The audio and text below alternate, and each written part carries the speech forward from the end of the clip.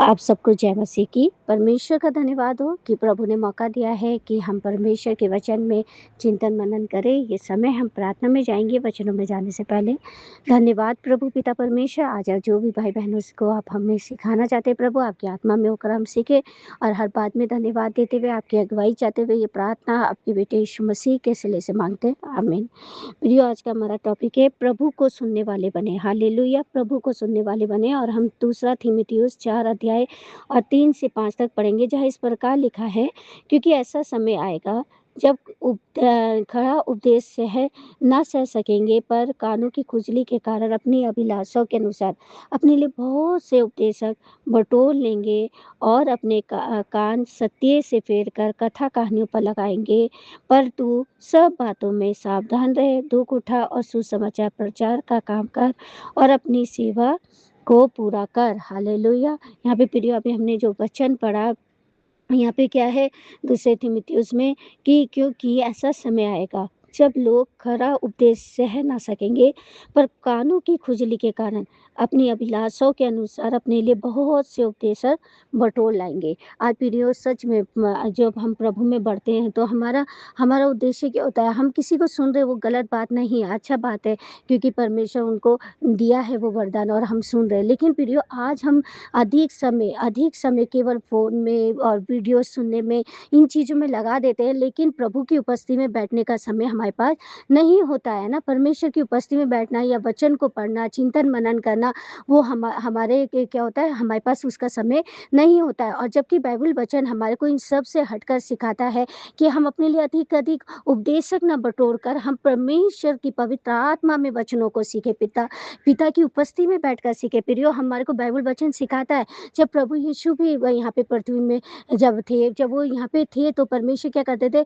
पहाड़ी में अलग जाकर क्या क्या करते थे? दुआ प्रार्थना क्या करते थे, वहां पे बैठा करते थे, अपने पिता की उपस्थिति में बैठकर वहां पे समय बिताया करते थे। आज प्रियो, आज जो हमारे जीवनों में हो गया, हम अधिक प्रभु के बारे में जानना चाहते हैं, हम नॉलेज बढ़ाना चाहते हैं, लेकिन आत्मिक जीवन के लिए हमारे पास कुछ भी हम करना नहीं चाहते। और आत्मिक जीवन हमारा तभी बढ़ेगा प्रियो, जब हम पिता की उपस्थिति में बैठेंगे।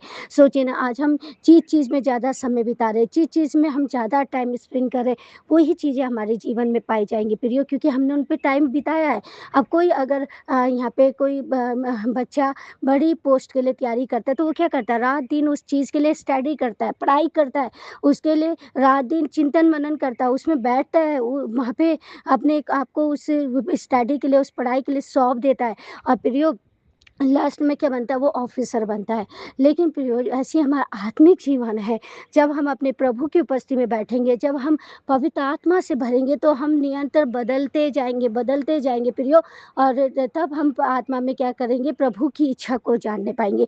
आज प्रभु की इच्छा जानने वाले कम, और हम देखते हैं कि प्रभु की इच्छा को जानने वाले कम हो गए, लेकिन अपनी इच्छा, अपनी अभिलाषाओं को पूरा करने वाले अत्यधिक हो गए प्रियो। आज लोग क्या बोलते, सुनने वाले है ना, इधर उधर सुनने वाले हो गए, लेकिन क्या हो गया है? क्रूस उठाने वाले बहुत कम हो गए प्रियो, है ना। आज प्रभु का वचन कहता है, वो भी अपनी इच्छा अनुसार। अगर हमें अच्छा लगा, हमने सुन लिया, नहीं लगा तो हम बंद कर देते हैं। क्यों? क्योंकि हमारे को अच्छा नहीं लग रहा है, खरा उपदेश से हम सुनना ही नहीं चाहते। हम क्या नहीं चाहते? प्रभु की वचनों को गहराई से पढ़ना ही नहीं चाहते। और प्रियो, सबसे अच्छा जो टीचर है वो है पवित्र आत्मा, जो हमें सिखाता है। और कब सिखाता है?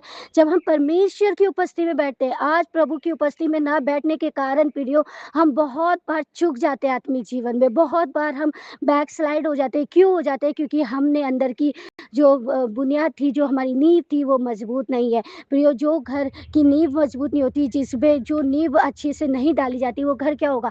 दहा दिया जाता है।